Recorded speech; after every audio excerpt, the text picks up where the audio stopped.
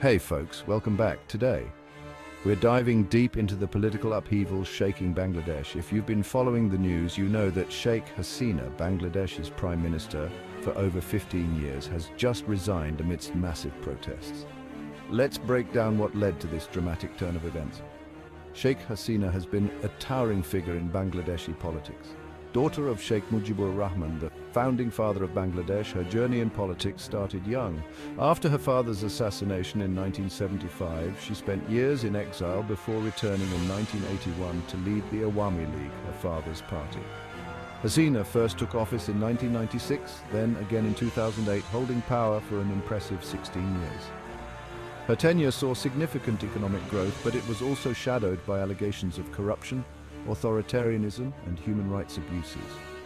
Critics have long accused her government of using security forces to silence dissent, control the media, and manipulate the judiciary. But what really ignited the recent wave of protests? It all started with Hasina's controversial use of the term Razakar. Historically, this term refers to those who collaborated with Pakistan during Bangladesh's liberation war in 1971. Hasina's use of Razakar to label student protesters demanding job quota reforms was seen as deeply offensive and inflammatory. The student protests quickly escalated. Hasina's heavy-handed response involving police and her party's student wing using violence led to numerous deaths and injuries.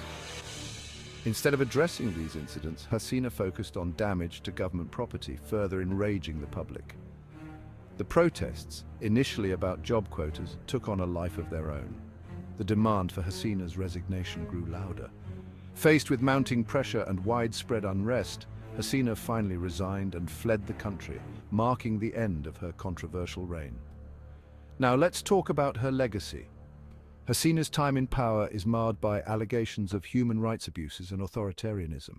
Reports from Human Rights Watch implicate her security forces in hundreds of enforced disappearances and extrajudicial killings.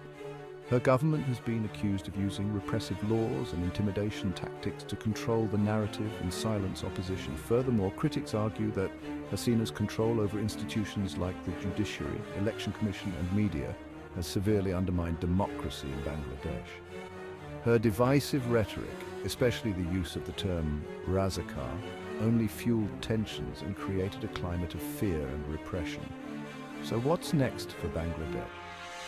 The country's political landscape is in turmoil. The student-led protests that brought down Hasina's government have shown the power of grassroots movements. However, the road ahead is uncertain.